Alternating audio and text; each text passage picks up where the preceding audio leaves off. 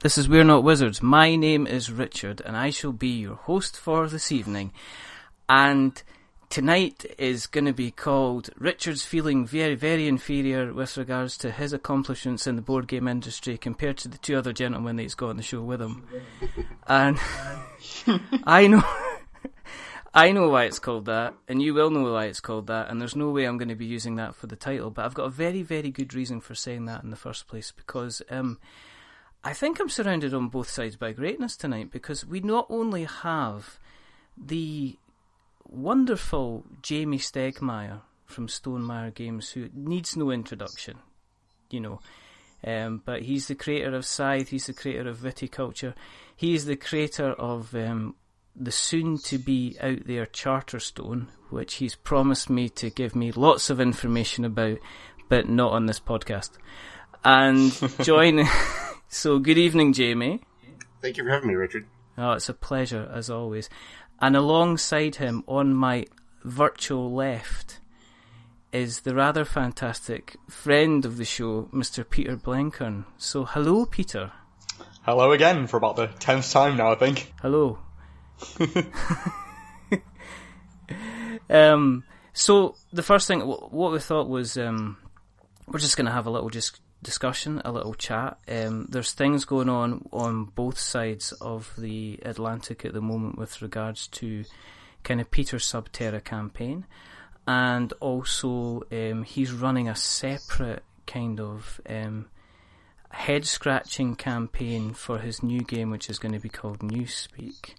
So, first of all, to both of you, thank you very much for coming on the show. It's good to kind of have you both back again to have a little chat, so I appreciate that. But Peter, do you want to start off by just telling us kind of how things have been since we spoke? Because we spoke maybe 3 months ago now, since the Sub Terra campaign kind of finished off. Yeah, it's been good. There's been a lot of progress since then.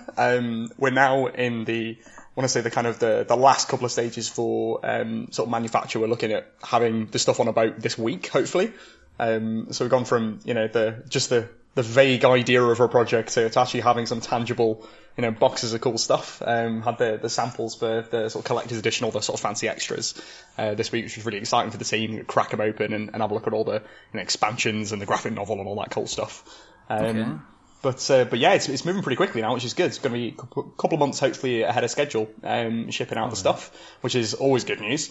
But yeah, it's going really well. We've had loads of interest from retailers, been chatting to distributors and stuff as well.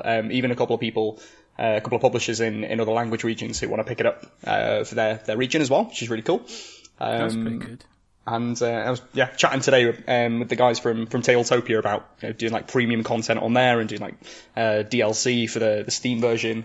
So yeah, there's been loads of interest in the game sort of outside of the Kickstarter campaign, and the campaign itself is going really well, which is great. That's pretty good. And with regards to Newspeak, you've been hitting the marketing kind of trail hard and heavy before that game has even got a sniff on kind of Kickstarter. Yeah, sure. So we came up with this game. Well, I say we came up with it. I actually picked it up at a regional convention up in Yorkshire from a kind of friend of a friend who wanted to just show me the game. So I was like, hey, yeah, sure, I'll play that. And was actually with my co-founder at the time, who was living nearby at the time. And we played through the game, looked at each other and went, this is fantastic. Like, this is such a cool game. And it had this kind of Mysterium-esque kind of feel to it, but with a completely different theme. This kind of like subterfuge, kind of spy kind of feel to it. We thought, this is really cool. So we chatted to the guy, we got him down to London, to the office to hash it out and kind of play test the games a bunch of times. And yeah, we loved it and took it on, and we went for this kind of absurdly obscure kind of near future dystopia feel. Anyone who's watched the Black Mirror series on Netflix will know exactly what I mean.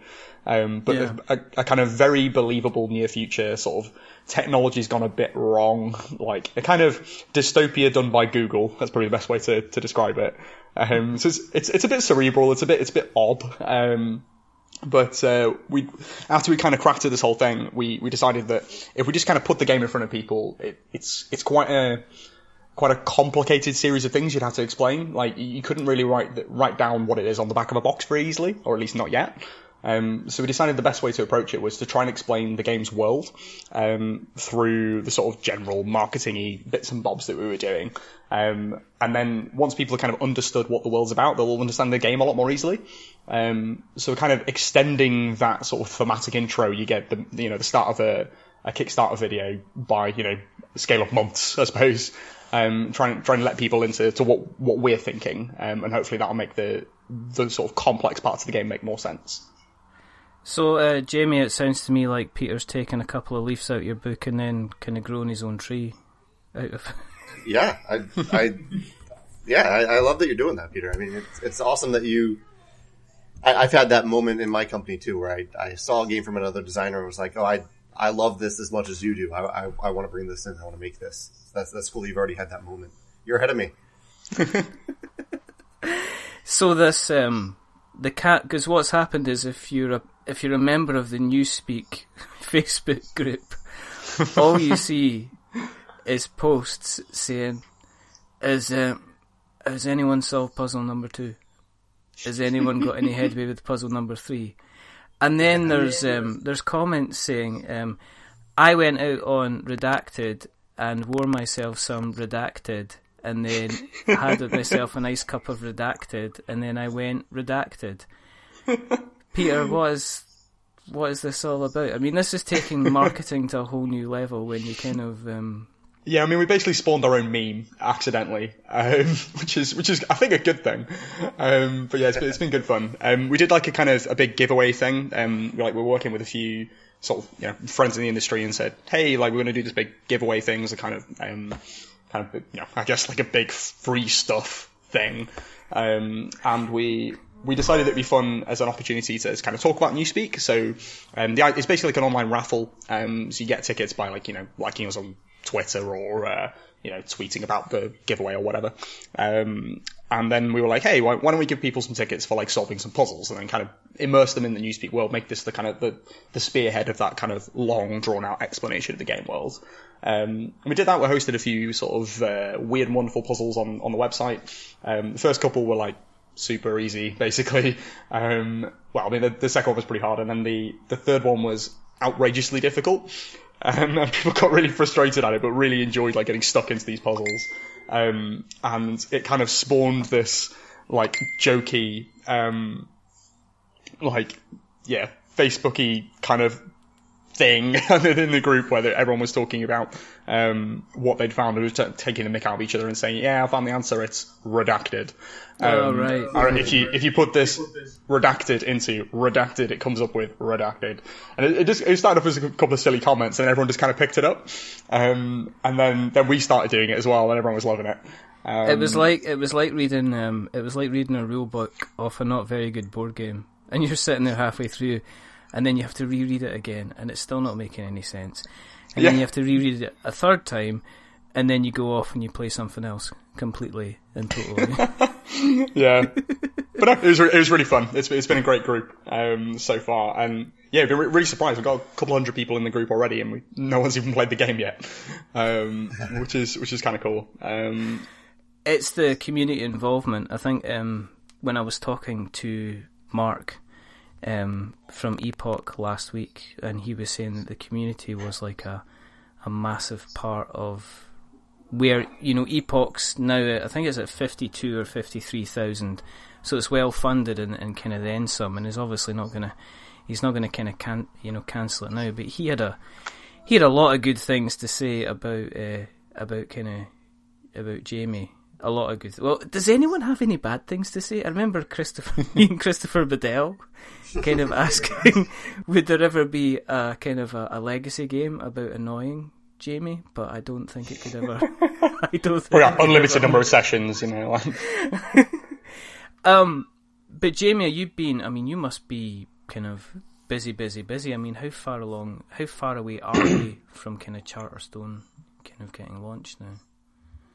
Yeah, well, it's in production. So we started the the production for the non-printed components over a month ago, 7 weeks ago. And then over the last 2 weeks, Panda's our manufacturer, they've been processing the print files. So Peter, I don't know if you do that. Do you usually start with the non-printed components just because they take longer, and then start with the printed, or do you send everything to the publisher at the same time? At least for Sub Terra, we've done it all at the same time. Okay. Although with previous ones, we kind of did like that kind of thing where we send some of the bits and bobs later on, and so they've got the bulk of the longer stuff beforehand. Yeah. Yeah, I found that it ends up shaving off like sometimes it can shave off up to 2 to 4 weeks, depending on the component. Especially with miniatures. Miniatures are where it really slows down, because they can only make so many at a time. So that's really helped. Not with Charterstone, but with Scythe, the Wind Gambit, the expansion that we're doing. So we're like on the holiday crunch right now. We had this deadline where we're trying to get everything in before the holidays, not just with our stuff, but also a bunch of international partners. So it's weird to plan ahead for like Christmas sales in May, you know? Yeah. That's what happens when you get involved in the kind of the retail kind of game and the manufacturing game, isn't it? I mean, you've got to, you're kind of planning ahead. I mean, I deal with guys that are sell on the marketplaces like Amazon and eBay, and they're already thinking strategy for Christmas time, because they've got to get stuff kind of nailed down kind of just now. So, but you've dropped in about the expansion for Scythe, so do you want to maybe tell us a little bit about that quickly? Yeah, so this was a new experience for me too. So Scythe has been out since we sent out the Kickstarter copies about a year ago in June of 2016. And in December, on the Scythe Facebook group, there's a fan had made a fan expansion, and he had written the rules. He had actually play tested it, so it wasn't just Peter. I'm sure you've heard this from some people. They have it like an idea, and they throw an idea at you, and they want you to run with it. But this guy actually put in the work of actually designing something and trying it and testing it, which really impressed me. And I thought he had a really cool idea too, which was to add a new type of unit to Scythe, these airships. And so I ended up corresponding with him. He's a guy named Kai. He's over in Germany. And I ended up bringing in an expansion idea that I had. So it's kind of 2 different modules in the same box. And it was really cool to work with a co-designer on this expansion. That's the first time I've had a real true co-designer on anything Scythe related. Because looking at this, you've got your airship module, which is your Kai stuff, and then you've brought in resolution modules. Was that your 2 cents, I guess? Yeah, that was my 2 cents. I ended up doing a lot of development on the airships from the original idea to the final version. But yeah, the original idea I brought in was these resolution modules, which change the end game trigger of the game. Normally the end game trigger is when someone places their 6th star, the game immediately ends. And now there are 8 different, or total of 9. You have the original and then 8 new ways for the game to end. And it's usually, most of them aren't just like a new thing that happens at the very end. Most of them are kind of, they feel a little bit like scenarios where like one rule is a little bit different that impacts the entire game. So yeah, it adds a little bit of variability to Scythe. Was that based on feedback that you'd had, or was that based on you kind of continuing to toy about with the kind of the mechanics? You know, I read a lot of stuff about Scythe in the forums or reviews and things like that, and I can't even remember at this point like where the idea originally came from, but I'm sure an influence was that some people feel that the end of the game of Scythe is a little abrupt, because once you place that 6th star, the game just instantly ends. Which I felt was important for the game itself. I think there needs to be a compelling reason for someone to end the game, and if they put that final star down and then other stuff continues to happen, there's less of a reason to actually put that star down. So while I like that mechanism, I continue to think it's a good mechanism. I think that spark of people saying, hey, is there another way, kind of inspired me to think of 8 other ways that the game can end. So it's like the tractors come along to you and say, give me one solution. And it's like, no, I'll give you the Spanish Inquisition version. I'll give you. We've got 8 solutions. Yeah. I take it you've obviously had that kind of out playtesting into people, and has Has the feedback been quite strong on it then? Well, I think it must be if you're going to be putting it out there to everybody. Yeah, fortunately, we went through. I did my normal thing, which is, and actually, Peter, I'm curious to hear about how your steps for this. But I did local playtesting for a while, and then once I thought it was ready, I sent it out to blind playtesters, and I did 3 big waves of blind playtesting. And really, I love blind playtesting because I just learned so much. And looking back on it in like the 3rd wave, everything is so obvious at that point. I'm like, oh, why didn't I think of this before?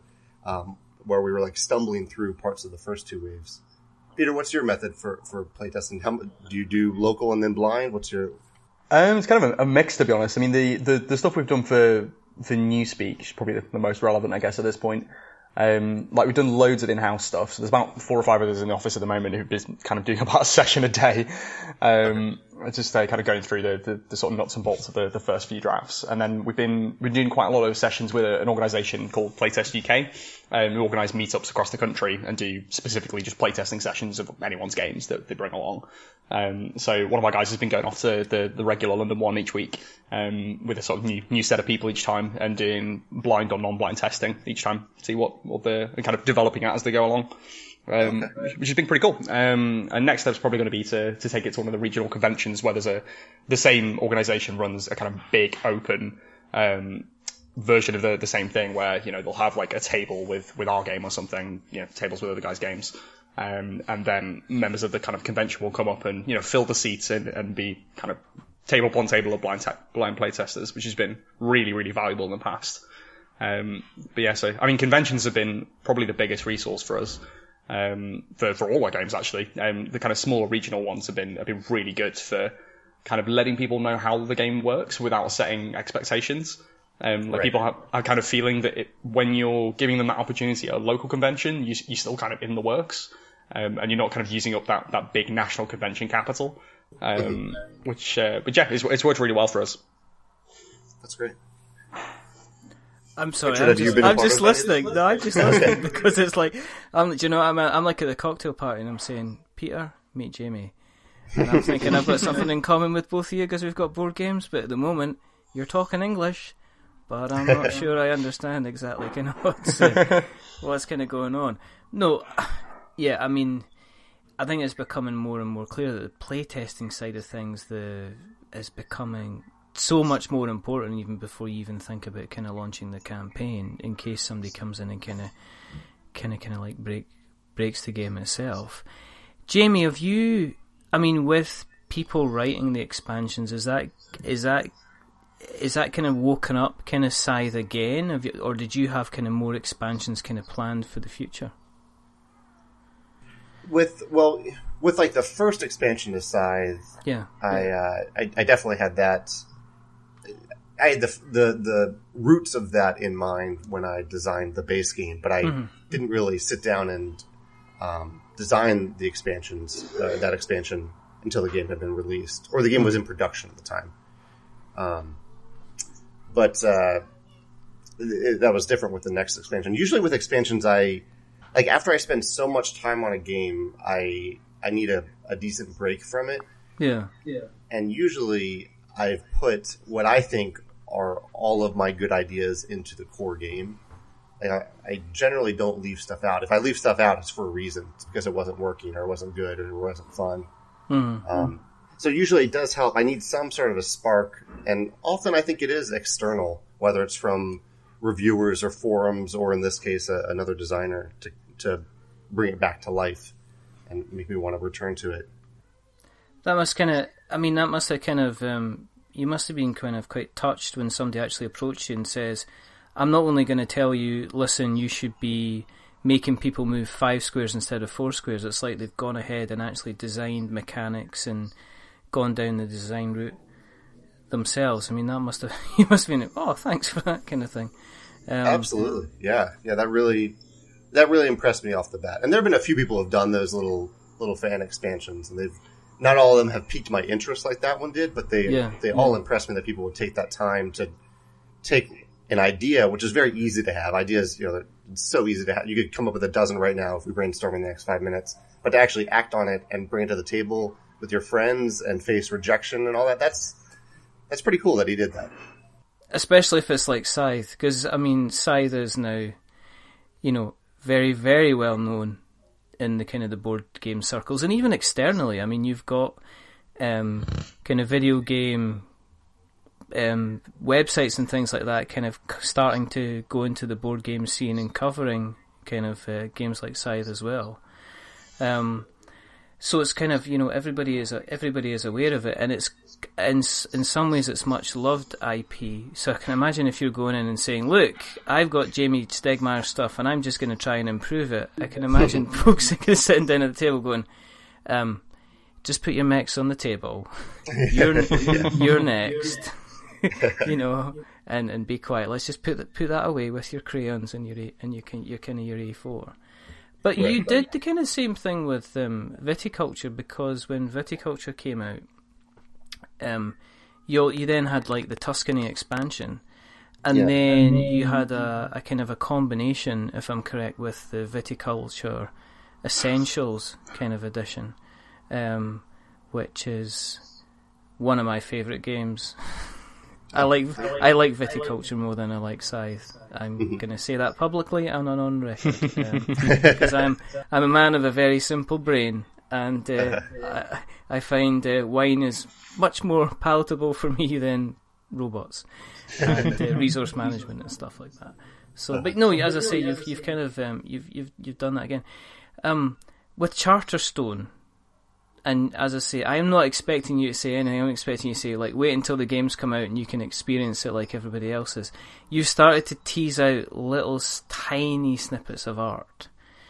Have you ever been in a situation where you're bursting to tell kind of people what's actually going to be in the box, or have you had to keep controlled and calm about what you're letting kind of out there?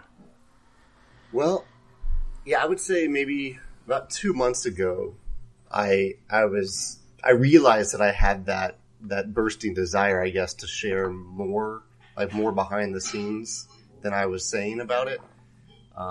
And so for the last maybe month or two, I think it's been 2 months, on the Charterstone Facebook group. And actually, for anyone who's listening who doesn't know what Charterstone is, the reason that it's secretive is that it's a legacy game, and pretty much everything in the box is a spoiler. So I wanted people to have the experience of opening the box and just starting to play, and not even opening that box before they sit down to play for the first time. That was my original intention.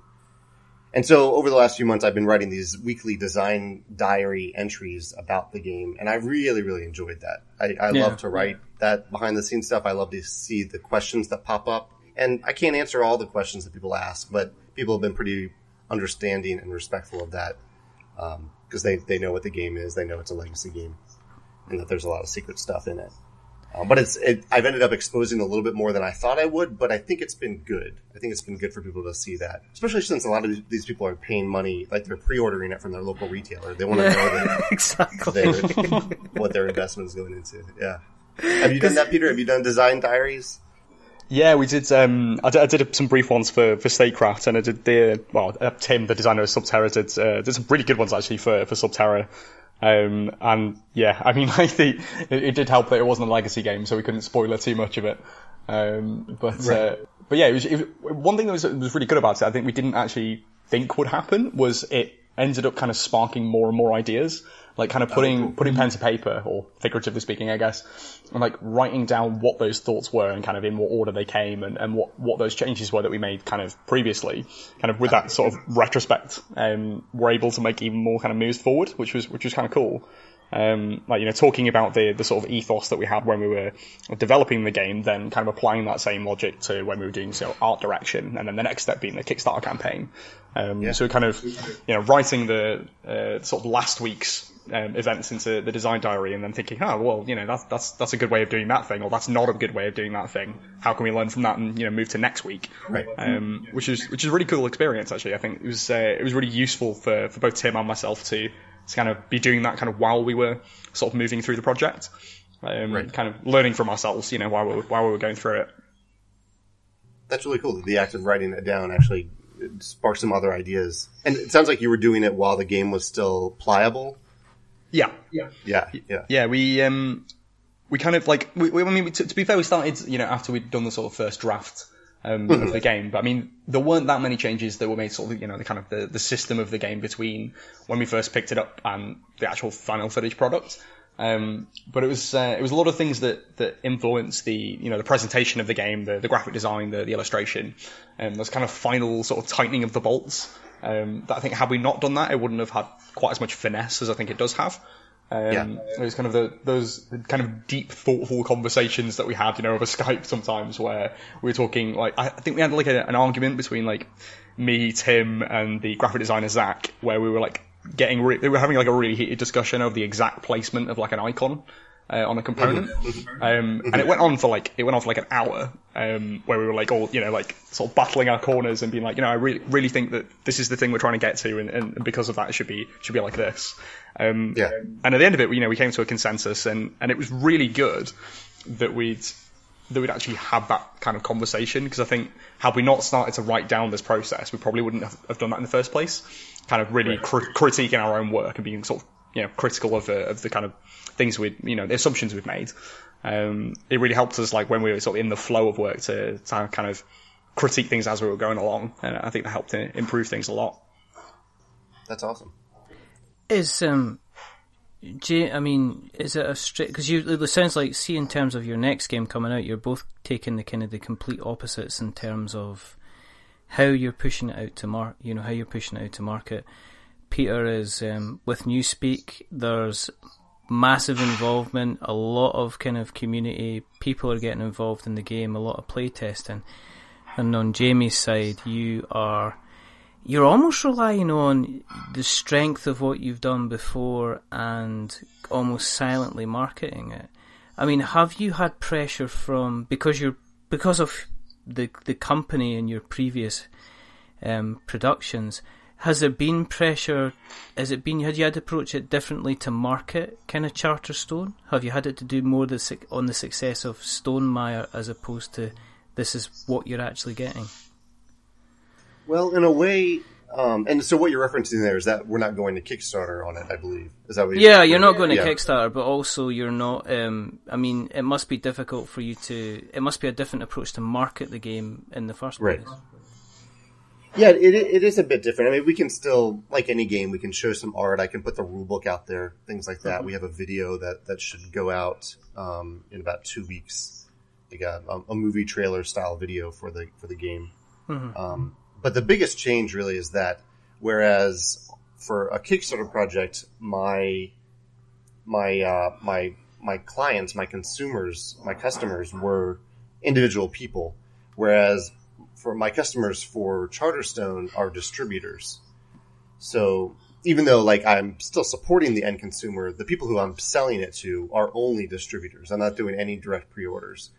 And so that definitely changed my marketing tactics a little bit, because I was, instead of convincing like one person that the game was either right or wrong for them, I'm convincing a distributor if they want 500, 1,000, or 2,000 copies of the game.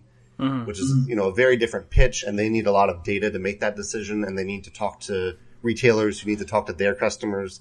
So it was a very different process, and it really lasted about 4 or 5 months to get all that data in, so that I had a reasonable estimate of how many copies of this game to make, and how many, with knowledge of how many I would actually sell. So we ended up going with a pretty big print run. I think it'll be a print run of, or it is, and not maybe, it'll be a print run of 56,000 copies, and most of them are pre-committed to distributors, which eliminates the risk for me, where I know that I have these, I know I can sell these. That's incredible, because Mechs vs. Minions was 30,000 in the first run, and the second run was another 30,000. So that's true. But theirs was a shot in the dark. Like, if they had gone to distributors in advance, I bet they could have easily... And they didn't go to distributors at all. No. But if they had done that... and I imagine, Peter, too, with the way your company has grown, if you went to a distributor tomorrow on your next game and said, hey, how many of this do you want? They would probably be able to give you a reasonable idea, and it would probably be a pretty good number. So I've really been happy with those communications with distributors. Yeah, sure. I mean, we've literally just like recently been talking to Estevium, the big distributor in the UK, which I imagine you probably met before. And yeah, it's definitely been, like you said, a very different sort of experience. Like it's a much more kind of methodical, thought out process, rather than the kind of sort of dizzying highs of sort of Kickstarter. But yeah, it's been really interesting, I think, probably for the same reasons. Just kind of working out what that, I mean, for us, it's, the first time we're doing that, kind of working out what the kind of needs and desires are for retailers and distributors that are, different from individual, consumers. Things that people, think of all the time, like the box size, kind of the impact on a shelf versus the impact of a graphic on Kickstarter. It might be subtly different. Or just, simple things like, writing on a box might not really matter when it's on a Kickstarter because everything's, blown up to huge sizes on your screen, or it's kind of written out in sort of plain text. But, if you can't actually read it on the shelf, then it's unlikely someone's going to pick it up, sort of have a look at it in your shop. So yeah, I think it's definitely been an informative process that, it's been a privilege that we've had that. And I think it's definitely interesting for newcomers to the industry, I think, to kind of know what that is before they get into it, kind of so they can, preempt the strategy so that it kind of fits both locks of the kind of Kickstarter and sort of retail distribution chain. Right. Has it been like another kind of big learning curve for you then, Jamey? I mean... Oh, yeah. Yeah, big time. It very much has been. Like, for example, one of the things I learned was how much... This was when the Scythe expansion came out, Invaders from Afar, the first one. I didn't set a release date. I just was thinking, okay, when the game gets to stores, I want them to immediately just start to sell them to customers. I don't want them to artificially hold it back. But different stores get the game at different times, even within the U.S. Like, distributors get them at different times, retailers get them at different times. And I found out that the distributors and retailers get kind of upset if one store has the game, even it has a new release a few days ahead of them. Yeah. And so I kind of learned the value of putting a release date out there, which we actually do tomorrow. We're recording this on Monday. Tomorrow is the release of Between Two Cities Capitals. So that's the first time. That's an expansion of Between Two Cities, and that's the first time that I've set a release date for something, even though we've been shipping this product to distributors over the last month. So we built in this big buffer to make sure that everybody could actually have it and stores could actually have it in time for the release date. And so far I haven't heard any complaints. So I assume maybe I'll hear some tomorrow if somebody just happened to get theirs late. But I think that has worked out a lot better. It's kind of like an exciting time. It's one of these weird things. It's strange to be kind of, you're basically seen as being at the top of your game. I mean, because you're quite well known. And Peter, at the same time, has grabbed an awful lot of success recently with the Sub Terra campaign he's created a name for inside the box board games.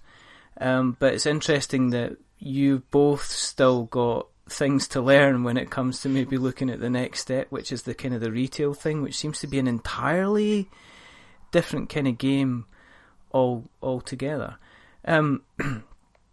Peter, I take it Newspeak's going to be in Kickstarter, is it? We decided to do that. I mean, interestingly, before we kind of committed to sort of a plan for Newspeak, we read Jamey's article about his sort of plans for Charterstone, and it was really illuminating because I think everyone had kind of taken it for granted that everyone that had started on the kind of Kickstarter track would always stay there. But it's definitely interesting sort of seeing Jamey's logic on, obviously it is a different challenge now that you're a well-established brand and you've got those contacts with distributors and retailers already, that actually it does make sense for you to do the sort of plan that you've done for Charterstone. And for smaller publishers to use the Kickstarter route, and this is kind of, both have their advantages and disadvantages, and it's kind of best for everyone to kind of evaluate their situation. I know in some of the British publishers that I'm friendly with, some of them have never done Kickstarter and they're still quite small. Some of them are very big and do use Kickstarter. And it's interesting to see, it's not really a kind of small companies do Kickstarter, big companies don't thing. It's quite complex, depending on what kind of game it is, what the retail demand for it is, all that kind of stuff. But yeah, with Newspeak, we're going to go Kickstarter. We decided that's the best thing for the project. Mainly, as I said, because honestly, it's a weird game. It's like, realistically, it's an unusual game. The kind of, the mechanical style of it is similar to a kind of like, let's say like a deeper version of Mysterium is probably the closest thing to it. It's that kind of game. But it's still quite weird. The theme is not that, it's not that normal, for the board game scene. I know, obviously, Jamey, you did Euphoria. I'm sure you came across the kind of same sort of thing. It's not the classic sort of board game theme, so you have to kind of try the extra bit of effort to make sure people understand what it's about and how that, relates to the sort of the game's decision-making processes. But yeah, we decided this kind of long run-up and this sort of community aspect of Kickstarter was a good way to help people understand and kind of for them to help each other understand what's going on with it. But yeah. So it's probably going to be Kickstarter with thinking January 2018. So similar sort of time to Sub Terra. But who knows? Could be sooner, could be later. We don't know at this point. I'm going to commit to a date, and then I'm going to tell you it's not a date at all. Yeah. Of course, Peter will become... I'm going to ask Peter. No, me and Peter, last time when Peter did Sub Terra, Peter would come on. I think it was every week? Every 10 days? Yeah, something like that. Have a chat. Good few times. Yeah, we kind of launched a series of kind of mini podcast episodes, which birthed the kind of the quick start on the Kickstart. Yeah. Which we've done quite a few, which was, we spoke to Peter about how the campaign was going, and I think most of it was, oh my goodness, it's been so busy. What's going on? I don't know what to do next. So it was quite, it was quite interesting, but we're hoping, we've already spoken about running it again. And and it'll be interesting and see what the audience is going to be like that instead. And I don't know, we might turn it into a game, Peter. We might do something kind of. Don't give me too many ideas. I mean, I'm still looking for. I'm still hoping to get my bearded meeple stickers, which you promised from the last. I did promise them. I did. Are they there? You'll have something in your inbox at some point. Oh, awesome. That's what we want. That's absolutely fantastic. One of the, I guess, with Jamey, with you moving kind of away for Kickstarter, is this just a kind of a stepping outside and seeing what else is out there, or are you firmly committed to kind of trying to break away from Kickstarter completely now? Well, I mean, it's not a firm commitment either way, but my last Kickstarter was Scythe in November of 2015, and so we're working towards about 2 years without anything of ours being on Kickstarter. Mm-hmm. So I expect that will continue. I don't foresee that changing at any point in the future. And really, as Peter alluded to, it is not a slight on Kickstarter or anyone who uses Kickstarter. I still love the platform. I still write about it twice a week. I'm fascinated by it, but it just for various reasons, some related to fulfillment, some related to my time and my like emotional state. I got to the point where it just wasn't a good fit for me or Stegmaier anymore. Yeah. Okay. And I guess this will give you kind of more control. And I mean, the proof of the pudding is in the eating. You've got 56,000 copies going out there of a game that, let's be honest, nobody's actually really seen. It'd be different if it was, I mean, when the Mechs versus Minions came up, there was a buzz about it, and Riot Games, being Riot Games, were able to create a buzz. I mean, they've created a multi-million-dollar kind of platform through the League of Legends, so they were able to do it. But I mean, it's a big testament to you, the fact that there are people that are scouring how they can pre-order Charterstone without actually knowing what they could get. It could just be a t-shirt inside with you going, surprise, it's your Jamey Stegmaier Charterstone t-shirt. And that's not going to happen, though, is it? That'd be quite funny. I did an unboxing video. Most of my posts for like the first month of Design Diaries were pretty kind of just fun, just having a good time. And, they culminated in an unboxing where I showed the box, I put the box down, and then I pretended to lift something out of the box, and it was my cat. Yeah, I saw that video. That was great. And I thought this was funny. Of course, I think anything with my cats is amusing. But there were a few people who pointed out, and at the time I was a little annoyed by it, but I think they actually had a good point that I hadn't really shown, like you said, I hadn't really shown them anything substantial. And at that point, they felt like they were just being toyed with, which wasn't my intention. I was just having fun. But that was where I was like, okay, I need to put the rule book out there so people can see it. You don't have to, like, no one has to read it. You don't have to spoil that for yourself. Yeah. But at least it'll be out there so they can see that there is an actual game here and not an empty box with a cat in it. I think it's interesting that there will be people who will probably not, just like Pandemic Legacy, as we've said multiple times before, that you can still quite happily go and look for Pandemic Legacy Season 1 and not really see many spoilers about the actual game itself, because if it was Pandemic Legacy, the video game, I mean, the cellophane wouldn't have had enough time to come off the box before there was like a video about it. But I mean, I've seen that. As I say, I've gone back to Mechs vs Minions, and only mentioning that because me and Colin have kind of started playing it, and it's the fact that you have to they've kept it layered, and you have to open up levels as you delve deeper into it. But at the same time, there's this, everybody's heard of this box with this axe kind of sticking out the top. But again, I've not seen anybody, you want to know about Mechs vs Minions, this is what's in the box. People have kept it quite to themselves. Yeah. And I can see that happening with Charterstone. I know there's going to be discussions about it, and there's going to be discussions about the rules, but I think we'll still see the great board gaming community coming together as it does, and not wanting to spoil the game, because they believe, opening a board game it's like a little miniature Christmas Day, and they're not wanting to kind of spoil it for kind of anyone else. I bet there are people there. I bet there are maybe a number of Sub Terra backers who have tried to avoid looking through all this stuff because they want that moment of seeing the tiles for the first time when they open the box and not on a digital rulebook. Yeah, definitely. Yeah, I think that's great. Well, that's me as well. That's definitely me. Of course, Jamey, you're opening yourself for internet hate that you will guaranteed get one smart ass, and it'll probably be me, who will email you on a forum and say, I've opened up Charterstone and there's no cat. Well, you'll have to see if there is any cats. Oh, here we go.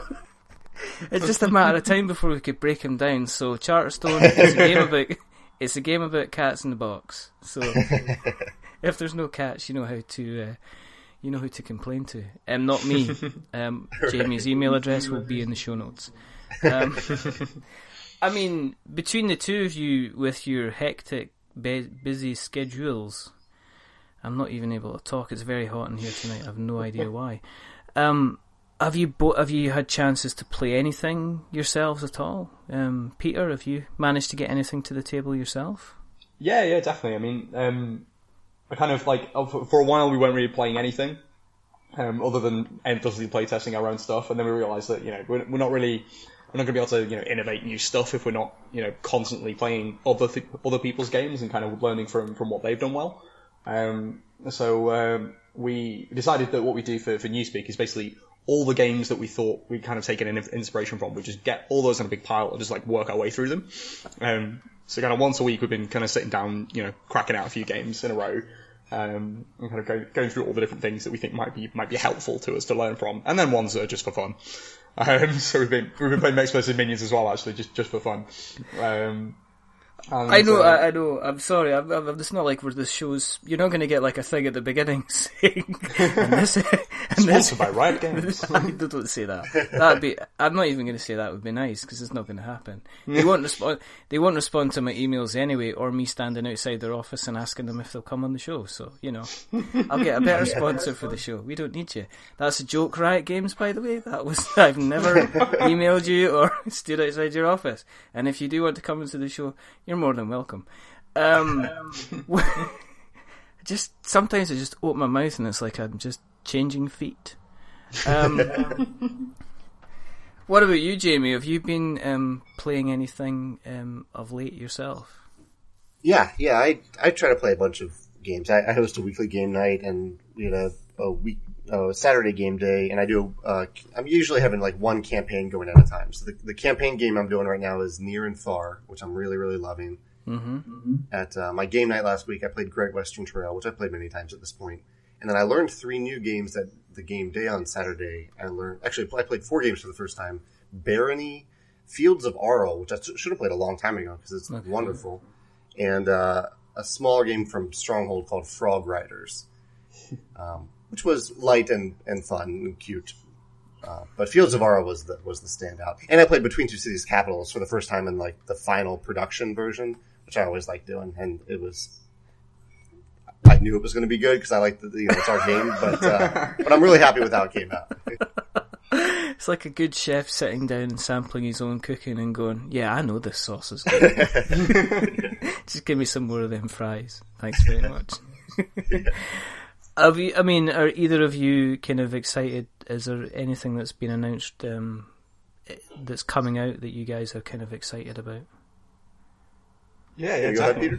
Yeah, sure. I got really excited like a giddy schoolchild on the news about Pandemic Legacy Season 2.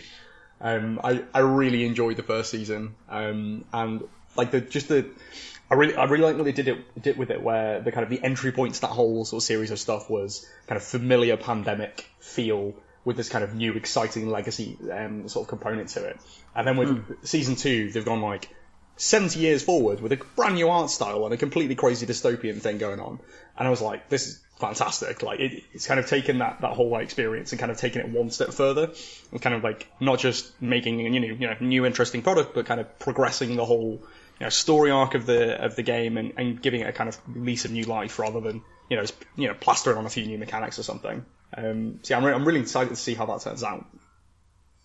What about you, Jamie? Is there anything that's kind of piqued your interest at all? Well, yeah, absolutely. Pandemic Legacy Season 2. In terms of campaign games, there's that one. There's the First Martians and Seventh Continent are the 3 campaign games I'm really looking forward to, and playing through Charterstone. And then I have Palaces of Mad King Ludwig that I'm really looking forward to. I think there was one other one. The Expanse. I love the Expanse novel series and the TV show, and there's a game coming out, I think, very, very soon about that one. Have you guys heard of The Expanse? Yeah. Is it on Netflix? It's it's sci-fi, I think. In the US it's sci-fi. Yeah. Everybody's frantically Googling The Expanse board game. It's by Jeff Engelstein, who does the Ludology podcast. All right. And I've heard that he's structured it off of Twilight Struggle, but with 4 players instead of 2. Interesting. So I'm pretty fascinated to see what he does with that. Oh, here it is. It looks interesting. That's kind of cool. For myself, Wasteland Express Delivery Service is one that I'm really interested in. Yeah. Only because they did the beautiful people at Pandasaurus Games, and there's a reason I'll be calling them beautiful, and you shall all learn why, is that they did a campaign for Dinosaur Island. Yeah, I remember that one. And it was basically, it's Jurassic Park, but it looks fantastic, and I went, oh, okay. And then what happened was that I couldn't get Wasteland Express Delivery Service because it was basically going to cost double the price of the game to get it shipped to the UK. Ooh. And then I got an email in my inbox saying, we can do Wasteland Express Delivery Service, but include it as part of your package for Dinosaur Island. And I squealed. That's great. Because I've seen the unboxing now. I've not seen any. I've not actually looked at any of the gameplay. I'm trying to keep it for myself. But the whole premise of it, and the fact it's John Gilmour as well, I'm very, very interested to see what he is going to do. So that's one that I'm very, very interested in. There's this beardy chap who released. There's a game that's coming my way which is about caving and stuff like that. I'm trying to remember the name. It's something. It's like French for potato. Yeah, that sounds about right. No, it's Sub Terra.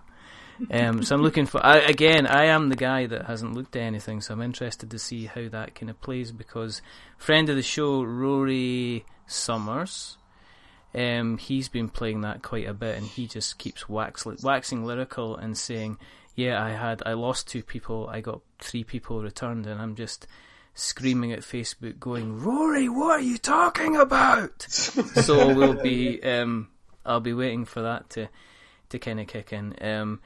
James Hudson, Grim Forest, that looks super nice. It does look super nice, and James was on the show, and he is super nice as well, but he's sharp as a tack. And I've been on the Board Game Spotlight Facebook group that he runs, and he's been putting out a lot of kind of information on that, which is kind of good.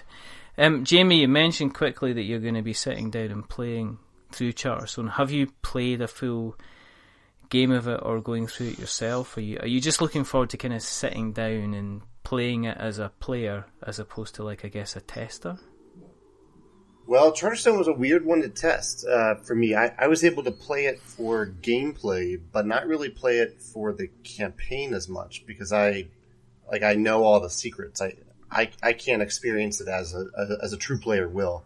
So all of the full campaign playtesting was done by blind playtesters, reporting data and anecdotal evidence and videos to me, so I could learn from it. So no, I haven't sat down with friends and played the campaign from game 1 to game 12. So I'll still know everything that's happening, but I'll be kind of nervously watching my friends experience that too. Yeah. But it'll be like the first time you see, it was be like the first time my son watched, like, Star Wars. I'll be living vicariously through his reactions to what's going on in the film and kind of enjoy it kind of that way, I guess. Yeah. I know. Right, I'm going to hand this over to Peter now, because Peter, I'm just going to say, do you have any questions that you have for Jamey? Because I'm aware I keep butting in on this conversation, going, guys, your drink's okay? Do you want some dip? Do you want some nachos? Is there anything you want to ask Jamey? Actually, yeah. So I just before we came on, I was chatting to the guys in the office about they're not still in the office. I'm not working them that hard. But I was chatting to the guys about that we're going to be coming on and maybe questions that they had for you. And one of the things that I thought was really interesting that came out of that was one of the guys asked why it is that you kind of centered the brand of Stegmaier games around, Jamey Stegmaier.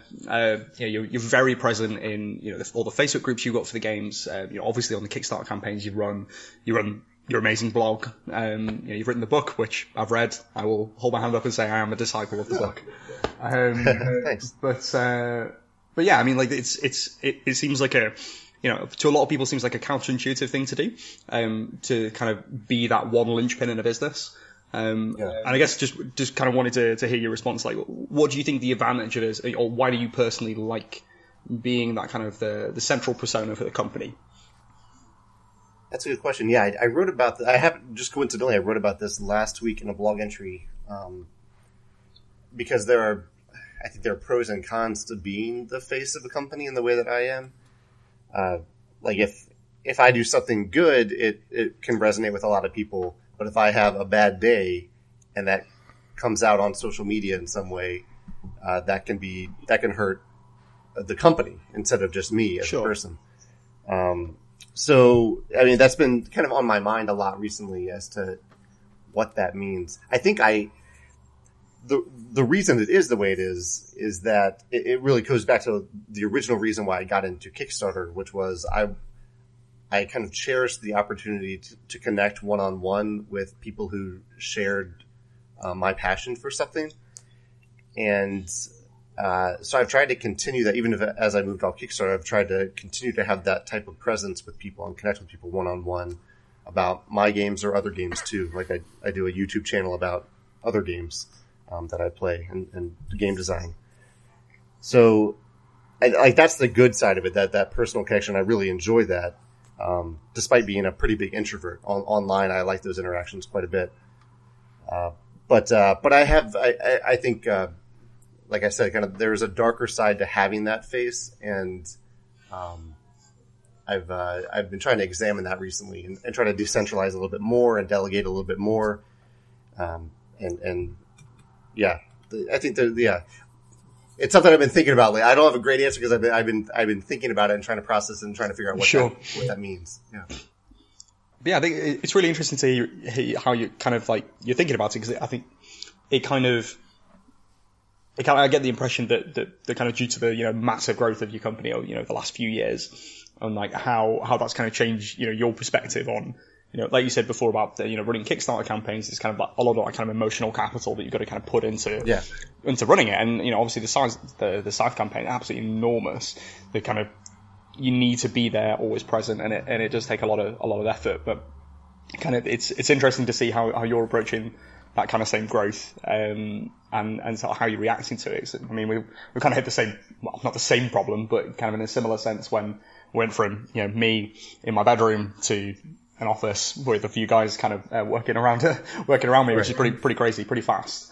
And how originally it was me doing everything, and now I'm like having to kind of extract some of the stuff out of my brain and kind of like let people in on it, while still kind of being that central role in the company. Yeah, it's really interesting to hear your thoughts on it.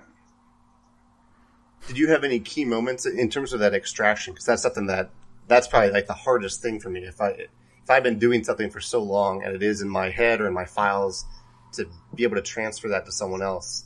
Have you had any moments of epiphanies where that made it a lot easier for you to do that for a specific element of something that you did for a long time that you then transferred to somebody else?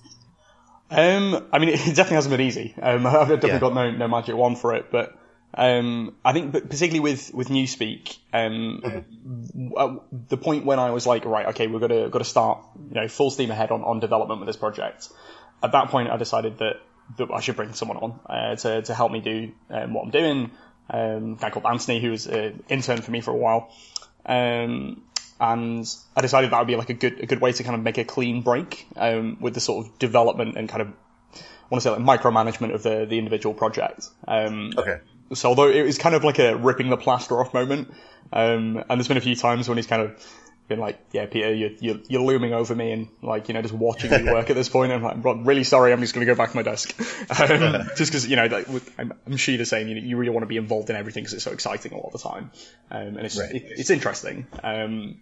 But yeah, I think it's having kind of starts of new projects has been quite a good way to, restructure what I've been doing according to, new members of the team or new resources or whatever else. Within projects, it's been a lot harder. So I think, doing stuff with Sub Terra, obviously, we had that team very well established before everything went crazy.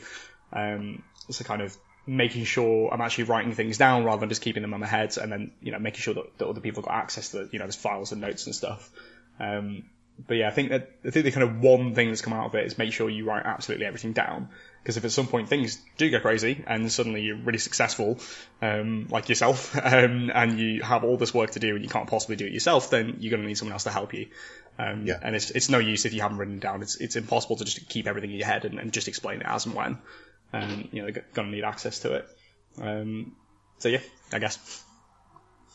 That's awesome. Yeah, I love the second tip about writing everything down. I do try to do that, but the first tip in particular is that's one I'll have to think on, because I really like that idea of when you start a new project that's a much easier, or maybe not much, but easier time to transition than when you're in the middle of something you're already immersed in it.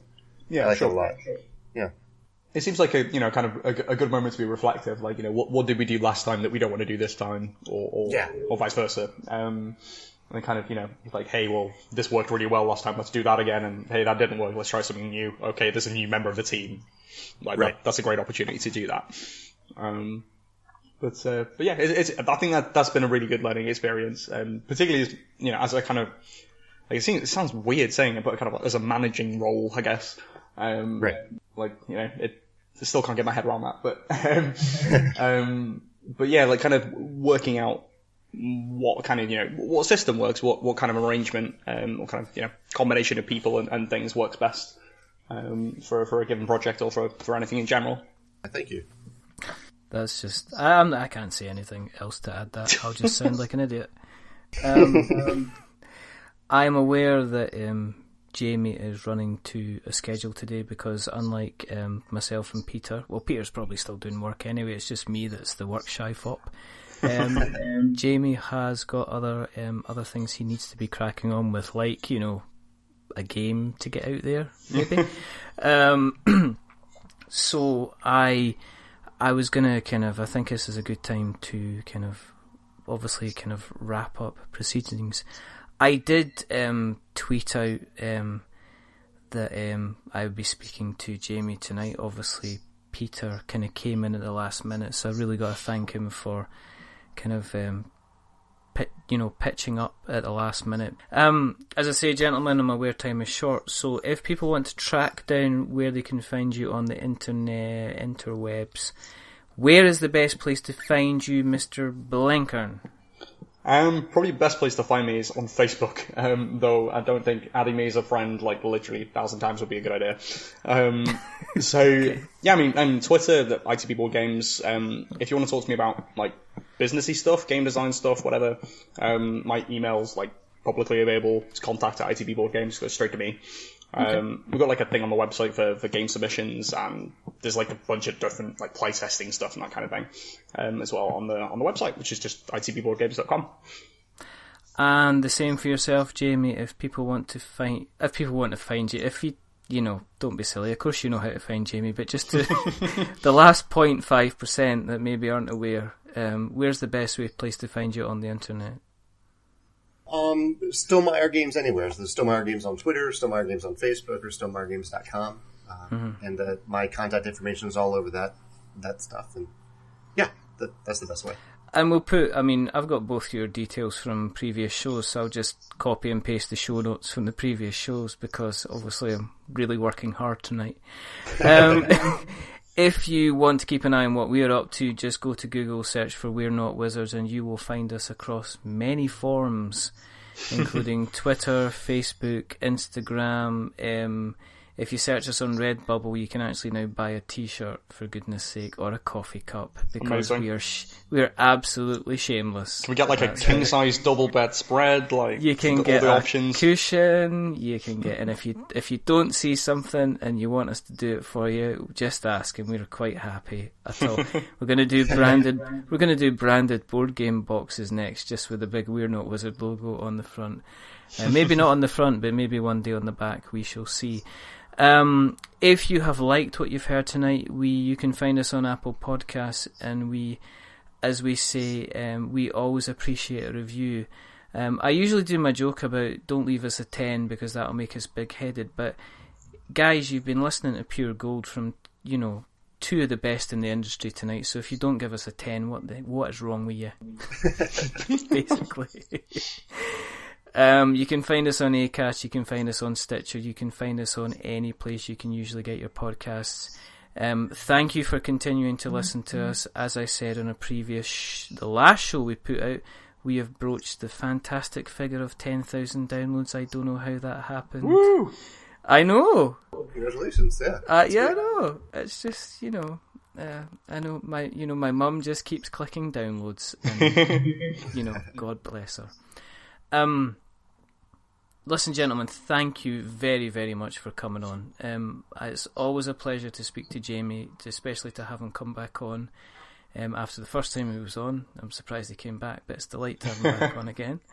You had to pay me a lot of money to come today, Richard.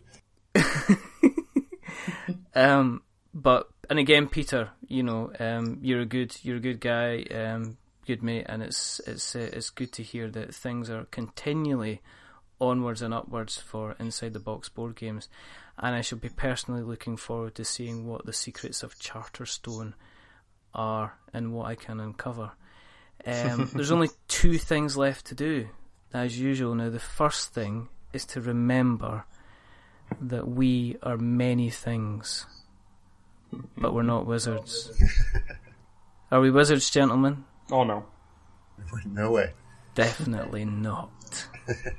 We'll hide in caves, we'll build up our own little towns, but you won't find us hanging around any of those pointy hat gentlemen with their staffs. And the second thing to do is to say goodbye. Again, thank you, gentlemen, for coming on, but it's a goodbye from Peter. Goodbye.